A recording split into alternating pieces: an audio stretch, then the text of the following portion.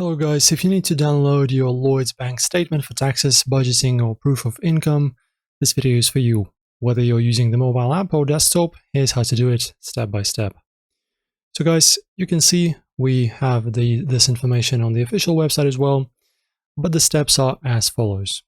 You open the Lloyds bank app and log in. Tap on the account you need a statement for.